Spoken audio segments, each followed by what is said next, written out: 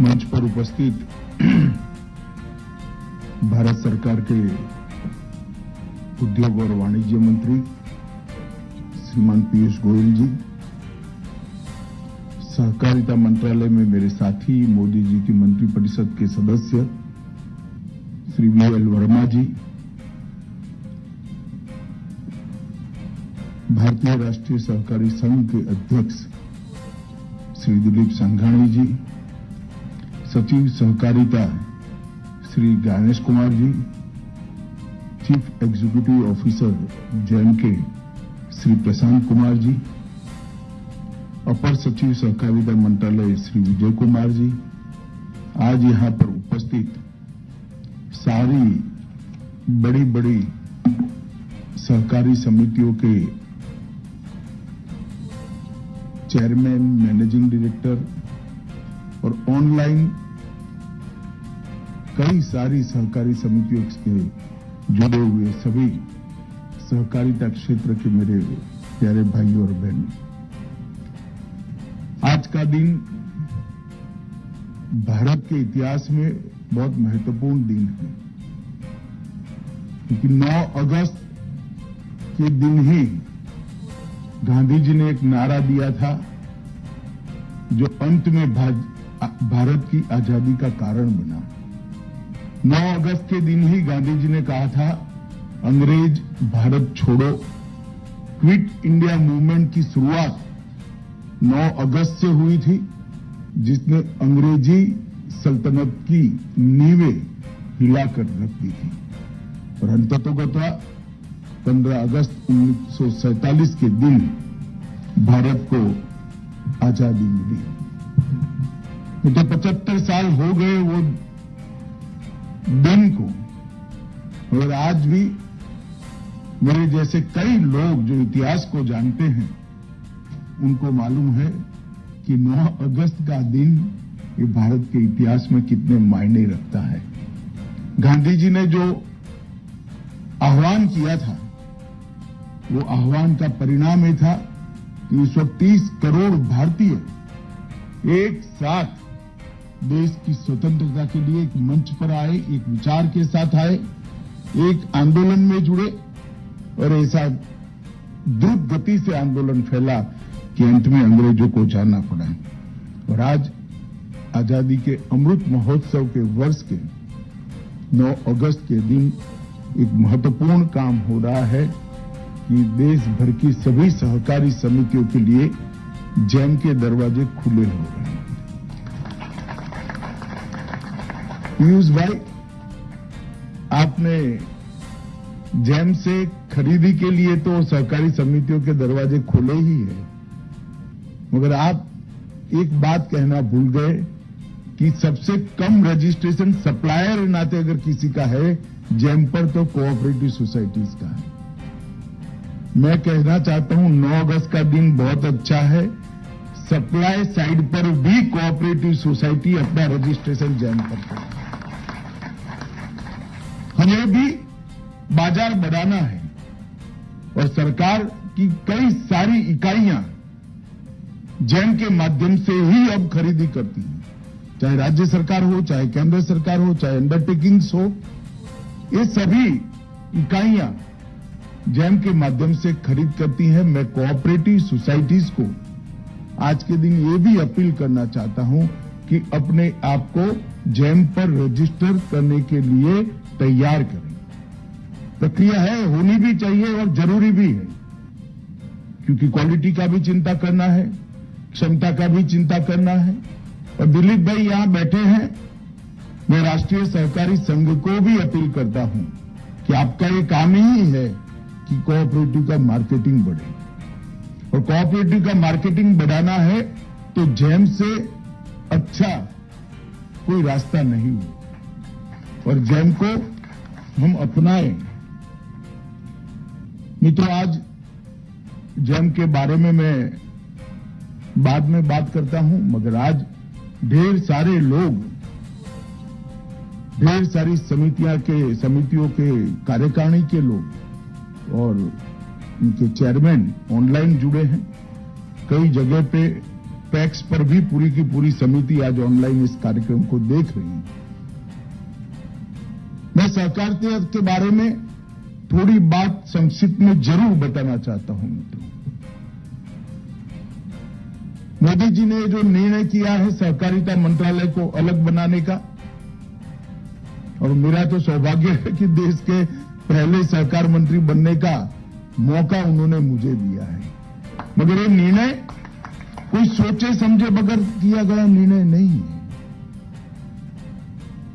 अर्थतंत्र को जो जानते हैं उनको आबादी अपने आप में ताकत भी लगती है,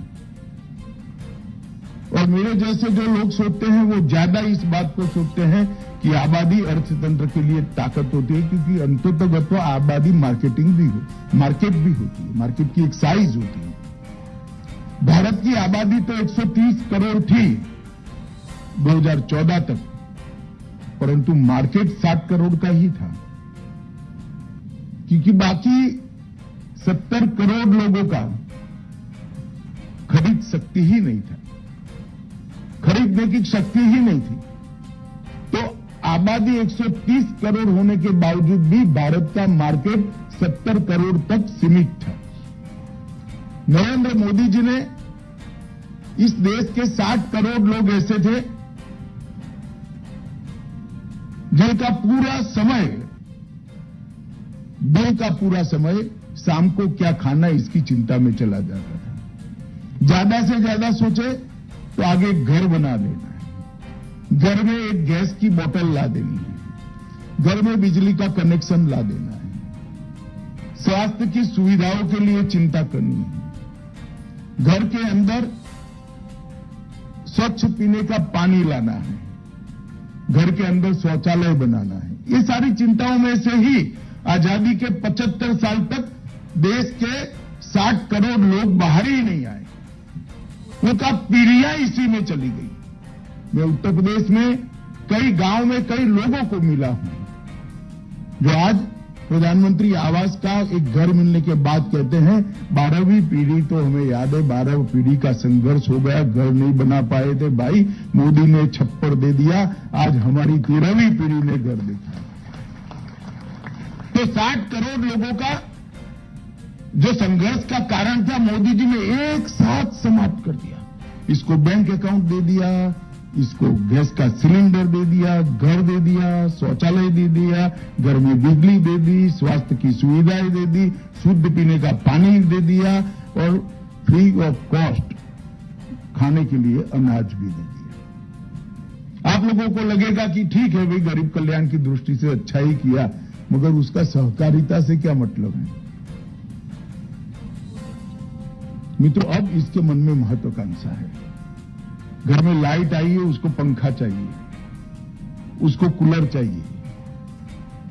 अब फ्री हो गया है, खाने के लिए मेहनत नहीं करनी है, तो मेहनत और कोई काम के लिए करनी है तो उसको स्कूटी भी चाहिए, और वो पैसा कमाना चाहता है। इसके मन के अंदर आकांक्षा भरने का काम नरेंद्र मोदी सरकार और देश के प्रधानमंत्री नरेंद्र मोदी ने किया।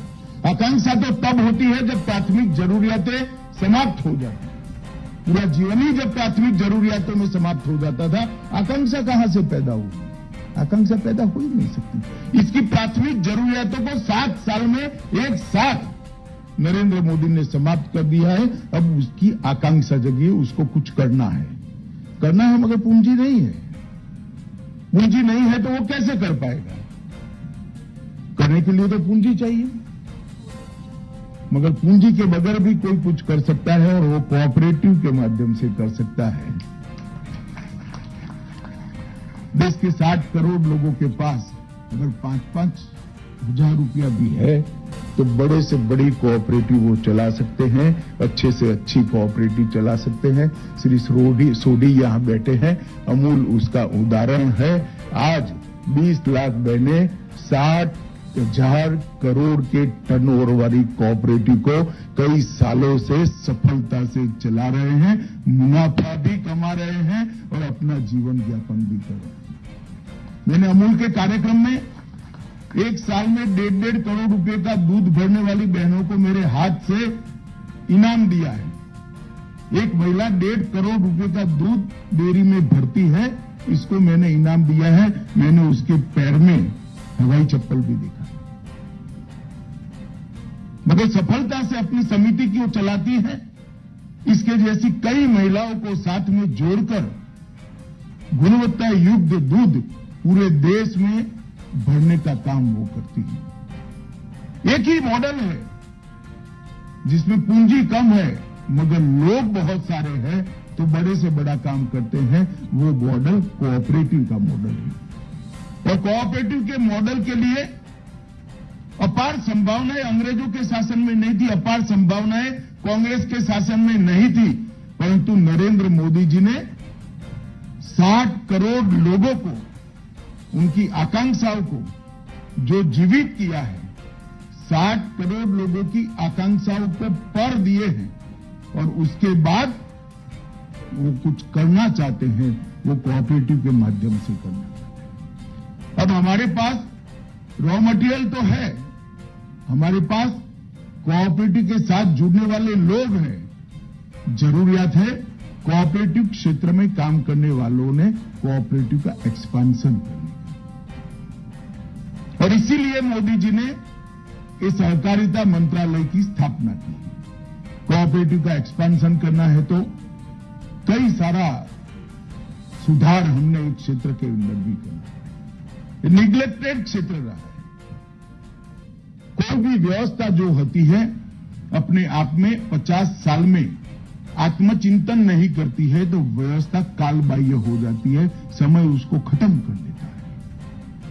कोऑपरेटिव की व्यवस्था 115 साल पुरानी हमारे देश में है, कानून भी बहुत पुराने, बीच बीच में टुकड़ा टुकड़ा परिवर्तन हुए मगर आमूलचूल परिवर्तन समय के हिसाब से नहीं हुआ है, इसका मॉडर्नाइजेशन नहीं हुआ है। आज के समय के परिप्रेक्ष्य में कोऑपरेटिव सोसाइटी चलाने वालों की ट्रेनिंग भी नहीं हुई, ढेर सारी चीजों में बदलाव लाना पड़ेगा और गति से के साथ बदलाव लाना पड़ेगा। और यहां पर जो कोऑपरेटिव के सारे लोग जुड़े हैं, मैं उनको विनम्रता से एक बात करना चाहता हूं, मेरी बात को अन्यथा न ले, हमें बदलना पड़ेगा वरना लोग हमें बदल देंगे। अगर हम नहीं बदलेंगे तो सोसाइटी हमें बदल देगी, नया आदमी चुनकर लाएगी। समय अब आगे निकल गया है, इसलिए बदलने की शुरुआत हम अभी से करते हैं। और सहकारिता मंत्रालय ने मोदी जी के नेतृत्व में एक्सपांशन के लिए ढेर सारे उपाय एक साथ, ये एक साल के अंदर 25 से 30 इनिशिएटिव पर साइमल्टेनियसली कोऑपरेटिव मिनिस्ट्री समांतर रूप से काम कर रही है। हम सहकारी नीति को भी बना रहे हैं जो पैक्स से लेकर एपेक्स तक, और लगभग 80 क्षेत्रों में अभी सहकारी क्षेत्र 32 क्षेत्रों तक सीमित है, हम 80 क्षेत्रों का इसके अंदर प्लानिंग कर रहे हैं। तो पैक्स के लेकर एपेक्स तक एक होलिस्टिक अप्रोच के साथ सहकारी नीति बनाने की हमने शुरुआत करी है। एक्सपेंशन करना है मगर डेटाबेस ही नहीं है। इस देश के इतने बड़े सागर किनारे पर कितने गांवों में मछली पालन का काम करने वाले भाइयों की कोऑपरेटिव नहीं है, किसी का डेटा ही नहीं, कैसे एक्सपेंशन करूंगी? 65,000 पैक्स है मगर कितना ड्राई एरिया है, आज नक्शे पर कंप्यूटर में देखना चाहते हैं तो है ही नहीं, कैसे एक्सपेंशन करूंगी? हम एक डेटाबेस बना रहे हैं, हर प्रकार के कोऑपरेटिव्स तहसील तक क्लिक करते करते नीचे जाएंगे तो गांव तक कितने हैं, खादी के कितने हैं, पानी के वितरण के कितने हैं, मछली पालन के कितने हैं, डेयरीज कितनी है, पैक्स कितने हैं, मार्केटिंग के सोसाइटियां कितनी, ये सारे प्रकार के पैक्स, सारे प्रकार की कोऑपरेटिव सोसाइटी एक डेटाबेस में आएगी। यूनिवर्सिटी की स्थापना का भी काम आगे बढ़ा है। एक बहुत पुराना खाका दिलीप भाई की अध्यक्षता में ट्रेनिंग का चल रहा है, अपार पैसा पड़ा है सालों से, शायद इसके सूद से ही 2 यूनिवर्सिटी चल जाए, इतना पैसा पड़ा है मगर इसका उपयोग नहीं होता है। दिलीप भाई आप चिंता मत करो, यूनिवर्सिटी सरकार चलाएगी, हम आपको चलाने के लिए देंगे, आप चिंता मत करिए। मित्रों, यूनिवर्सिटी भी बनानी है जो नए प्रोफेशनल तैयार करेंगे। अगर कोऑपरेटिव बैंक को स्पर्धा के अंदर टिकना है तो अभी जिस प्रकार से हम मानव संसाधन को हायर कर रहे हैं, वो नहीं चलेगा। प्रोफेशनल लाने पड़ेगा, प्रोफेशनल तरीके से भर्ती करनी पड़ेगी। तो हम इसके लिए भी एक यूनिवर्सिटी बना रहे हैं, जो अभी सहकारिता के क्षेत्र के अंदर काम करे वो सभी का एक कैप्सूल बनाकर ट्रेनिंग करेंगे। नए आएंगे वो कोर्स से निकले हुए लोग ही आएंगे, और सभी ब्रांचेस का डिप्लोमा और डिग्री दोनों कोर्स वो यूनिवर्सिटी के अंदर उपलब्ध होगा। एक एक्सपोर्ट हाउस भी हम रजिस्टर कर रहे हैं, लगभग सितंबर तक हो जाएगा, जो देश भर के कोऑपरेटिव्स को एक्सपोर्ट करने के लिए अपना प्लेटफॉर्म देगा।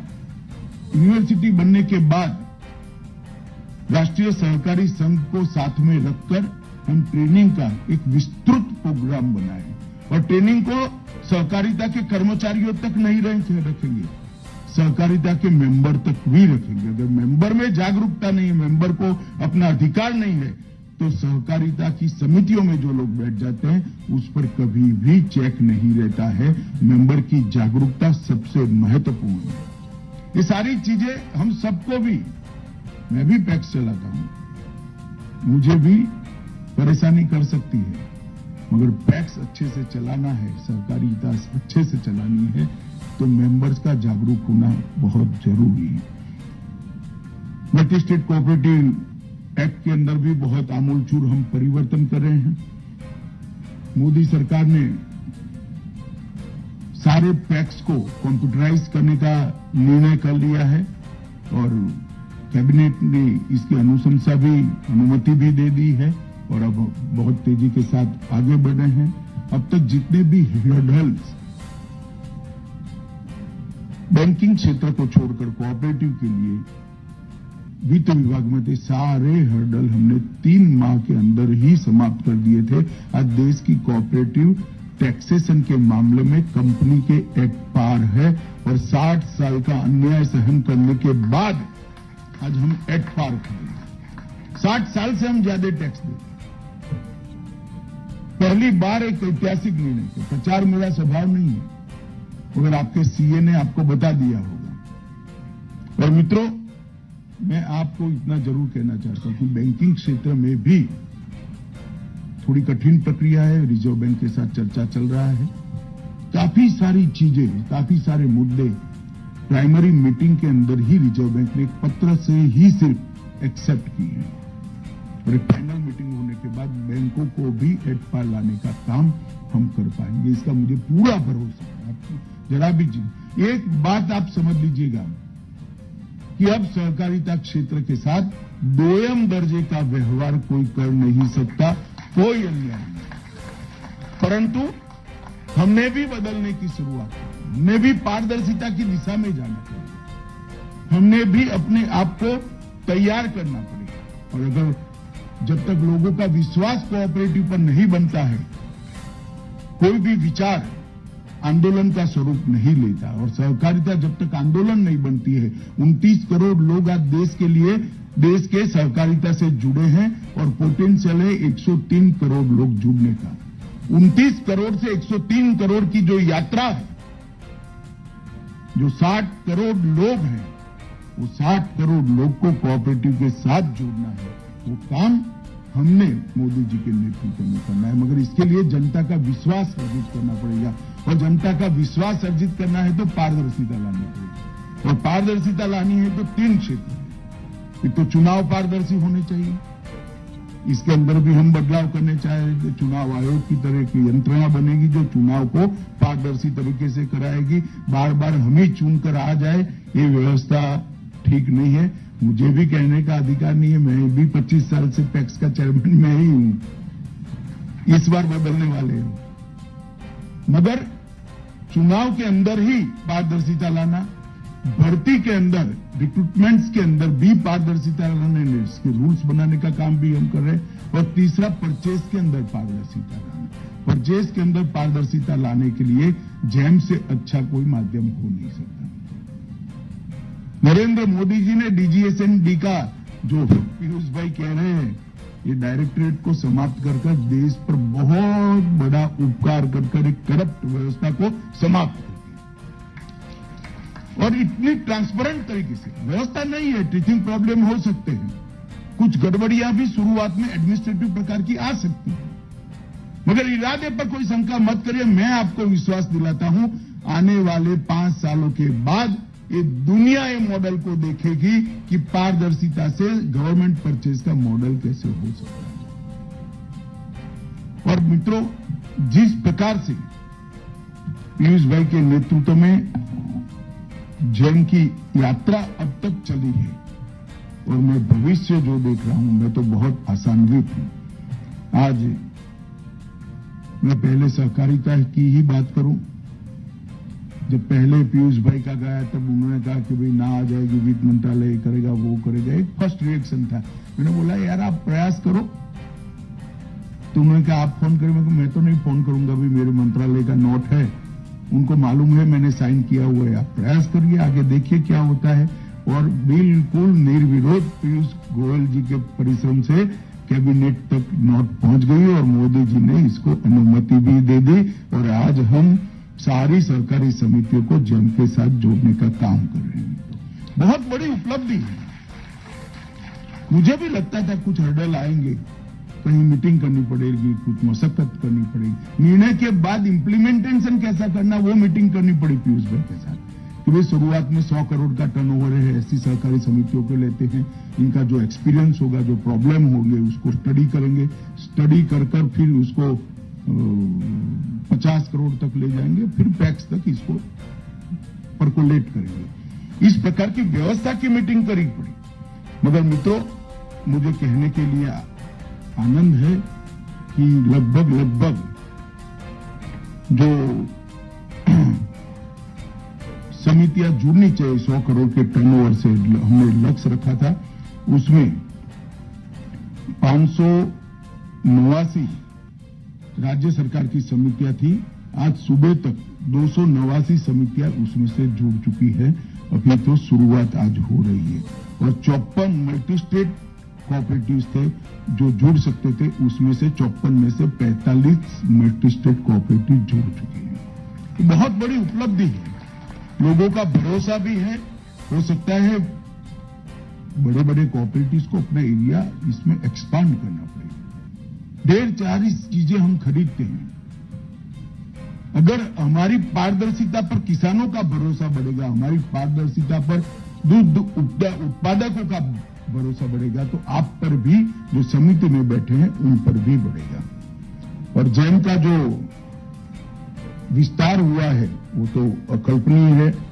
मैं तो आंकड़ों का विद्यार्थी हूं मित्रों, लगभग 61,000 से ज्यादा 62,000 के करीब जेम पर सरकारी खरीदार उपलब्ध है और 48,75,000 मतलब करीब 49 लाख विक्रेता जेम पर पंजीकृत है। मेरा सबसे आग्रह है कि कोऑपरेटिव सोसाइटीज अपने उत्पादों को लेकर जेम के साथ जुड़े, अपने उत्पादकों को बाजार में डालने के लिए बहुत बड़ा मार्केट है। प्राइवेट लोग भी जेम से रेट देख लेते हैं, पूछ लेते हैं जेम पर क्या रेट है, कौन सी कंपनी का है, और वो डायरेक्ट भी वहां कांटेक्ट करते हैं। तो ये सारा एक्सपेंशन बिजनेस का जेम के माध्यम से हुआ है। लगभग 10,000 उत्पाद, 10,000 से ज्यादा उत्पाद और 288 से ज्यादा सर्विसेज आज सूचीबद्ध हो चुकी है और अब तक 2,78,000 करोड़ का व्यापार भी पूरा हो चुका है।